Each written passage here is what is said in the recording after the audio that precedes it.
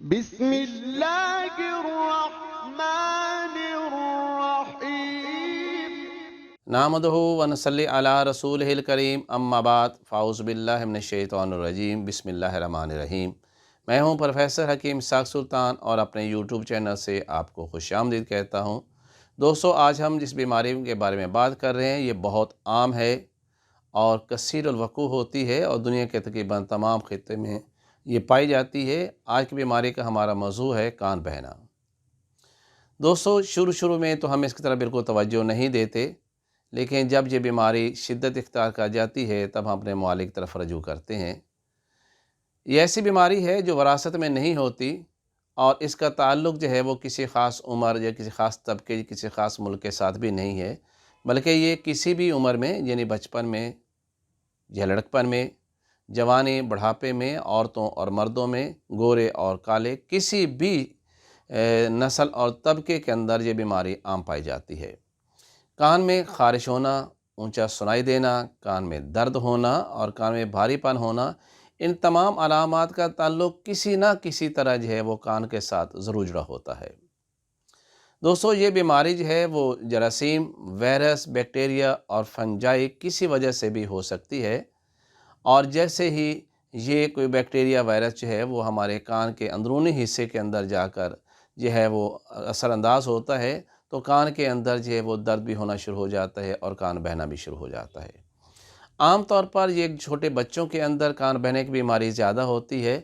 اور وہ لوگ جو تیراکی کے زیادہ شوقین ہوتے ہیں ان کے اندر یہ بیماری زیادہ پائی جاتی ہے۔ وہ بچے جو غذائی قلت کا شکار ہوتے ہیں، ان کی قوت مدافعت کم ہوتی ہے، اس لیے ان کے اندر بھی کان بہنے کے مرض زیادہ ہوتا ہے،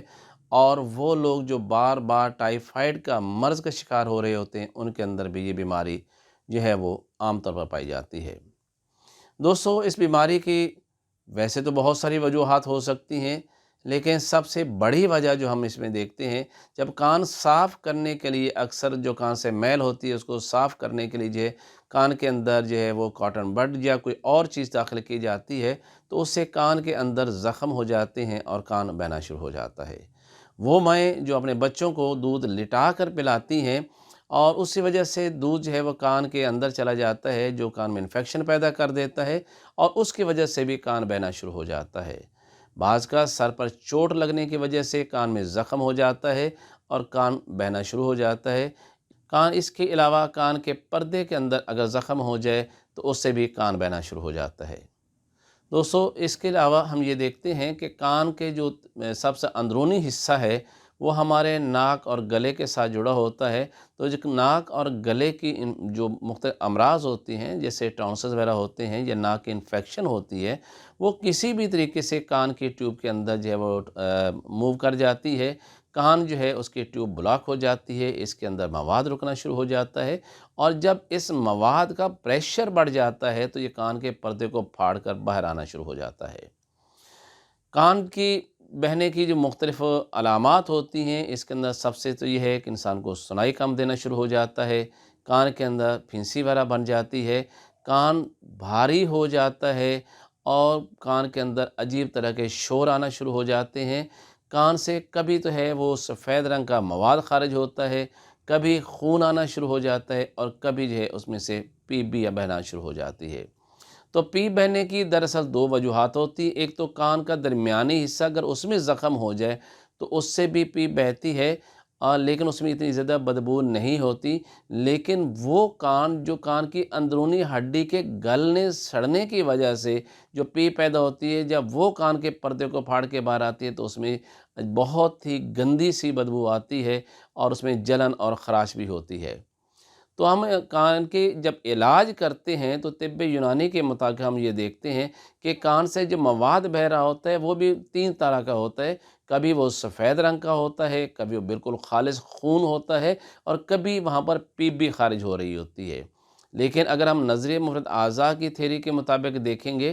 تو کان کے اندر جسے ہم کہتے ہیں کہ 4 قسم کے خلیات پائے جاتے ہیں، تو ایک وقت میں ایک طرح کے سیلز کے اندر ہی سوزش، انفیکشن پیدا اور ورم پیدا ہو سکتا ہے۔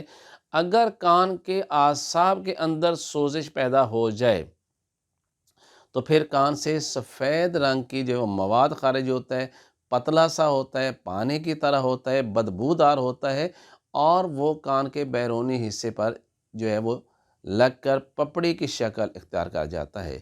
اس کا علاج ہم کیا کریں گے کہ ہم ایسی ادویات دیں گے جو کان کے اعصاب کی سوزش کو ٹھیک کرنے والی ہوں۔ اس کے لیے ہمیں صرف کان کو صرف کسی بھی چیز سے آپ صاف کر سکتے ہیں، لیکن جب ہم کھانے کے لیے ادویات دیں گے تو اس سے انشاءاللہ جیسے اعصاب کی سوزش ٹھیک ہو جائے گی۔ تو جو پانی کی طرح مواد بہہ رہا ہوتا ہے، اور عام طور پر یہ مواد ہمارے دائیں کان سے بہتا ہے، تو چند دنوں کے اندر یہ بالکل بہنا بند ہو جاتا ہے۔ اور اس کا بہترین علاج جو ہے وہ یہ ہے کہ آپ نے جو میں نسخہ آپ کے سامنے یہ آ بھی رہا ہے، صرف 4 اجزاء پہ مشتمل نسخہ ہوتا ہے۔ آپ انہی کو جن اوزان کے ساتھ میں نے لکھا ہے آپ بنائیں گے، اور 500 ملی گرام کا کیپسول صبح دوپہر شام میں استعمال کریں پانی کے ساتھ، تو یقیناً صرف چند دن کے استعمال سے ٹھیک ہو جاتا ہے۔ اس میں پھٹکڑی ہے، آملہ ہے، کرنجوا ہے اور ہلیلہ سیاہ ہے۔ جب ان 4 اجزاء کا مرکب ان ریشو کے ساتھ جو آپ کے سامنے لکھا ہوا آ رہا ہے، اس سے آپ بنائیں گے، اور 500 ملی گرام کا کیپسول جو ہے بڑوں کے لیے ہے، چھوٹے بچوں کو جو ہے وہ آپ 1 رتی بھی دے سکتے ہیں، کسی کو 2 رتی کی مقدار میں بھی دے سکتے ہیں، تو یہ بالکل ٹھیک ہو جاتا ہے۔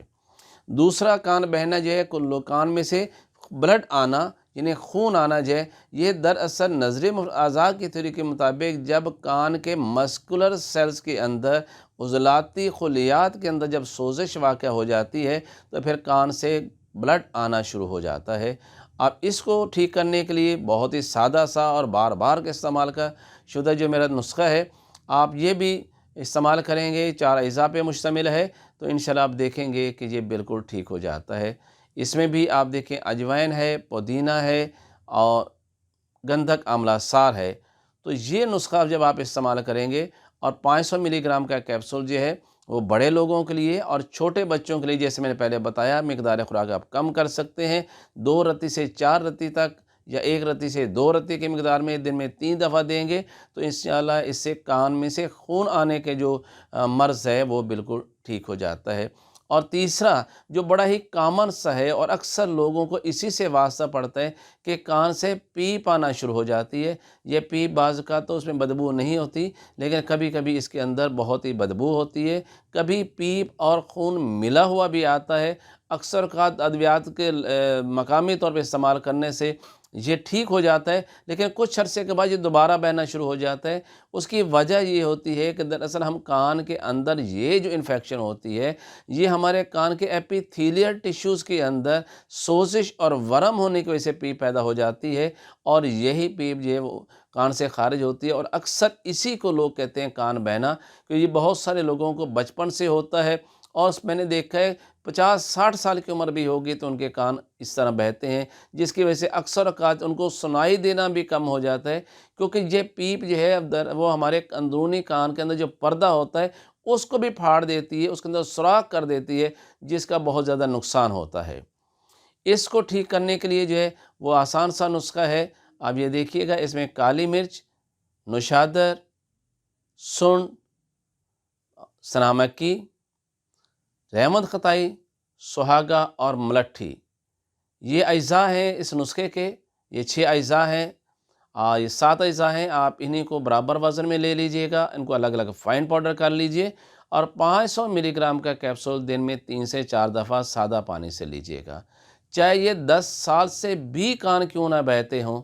چاہے کتنی ہی شدت سے کان کیوں نہ بہتے ہوں، یہ بالکل ٹھیک ہو جاتا ہے۔ اور عام طور پر یہ کان جو ہے ہماری لیفٹ سائڈ کا کان جو ہے وہ اس میں زیادہ تر پیپ آیا کرتے ہیں۔ رائٹ سائڈ کا جو ہمارا کان ہے، یہ دائیں طرف کان ہے، اس میں سے اکثر اوقات جو ہے، میں یہ تو نہیں کہتا کہ دائیں طرف سے پیپ نہیں آ سکتی، لیکن اکثر ہم نے دیکھا ہے کہ دائیں طرف کا جو کان بہہ رہا ہوتا ہے اس میں سفید رنگ کی رطوبت بہتی ہے، جبکہ ہماری بائیں طرف کا کان جو ہے، جو لیفٹ سائڈ کا کان ہے، اس میں سے بدبودار پیپ خارج ہوتی ہے، اور یہی مرض اکثر لوگوں کو تا حیات بھی رہتا ہے، کیونکہ اس کی وجہ یہ ہے کہ ہم نے پیپ کو خشک کرنے والی ادویات اینٹی بائیوٹکس استعمال کرواتے ہیں لوگوں کو، بہت سے ڈاکٹر جو ہیں، لیکن اس کا اصول علاج نہیں کیا جاتا۔ اصول علاج کیا ہے کہ ایپیتھیلیل ٹیشوز کی سوزش کو ختم کیا جائے، وہ زہریلا اور صفراوی مواد جو جسم کے اندر اور خون کے اندر ہو گیا ہے اس کی تنقیہ اور صفائی کر دی جائے، تو پھر یہ پیپ پیدا ہونے کا عمل مستقل طور پر ٹھیک ہو جاتا ہے، کان بالکل ٹھیک ہو جاتے ہیں۔ لیکن اگر یہ ہے کہ کان کا صرف 30% پردہ پھٹا ہوا ہو تو یہ خود بخود جو ہے وہ ٹھیک ہو جاتا ہے اور کان کا پردہ بالکل مرمت بھی ہو جاتا ہے۔ لیکن اگر 30% سے زیادہ کان کا پردہ پھٹا ہوا ہے تو دوستو پھر پیپ آنا تو بند ہو سکتی ہے، لیکن کان کا پردہ جو ہے وہ اس کی مرمت نہیں ہوتی، اس کے لیے آپ کو پھر سرجری کی ضرورت پڑتی ہے۔ تو چاہے میں پھر کہوں گا جتنا بھی پرانا کان بہتا ہے، یہ نسخہ جو میں نے آپ کو لاسٹ میں بتایا پیلی پیپ پیلے رنگ کی پیپ، چاہے وہ گاڑھی ہو، چاہے وہ پتلی ہو، چاہے وہ بدبودار ہو یا اس میں بدبو نہ بھی آ رہی ہو، تو یہ نسخہ جو ہے استعمال کرنے سے پرانے سے پرانا کانوں سے بہنے والا ریشہ جو ہے وہ ختم ہو جاتا ہے اور مریض مستقل طور پر ٹھیک ہو جاتا ہے۔ پروفیسر حکیم اسحاق سلطان فرام لاہور، پاکستان۔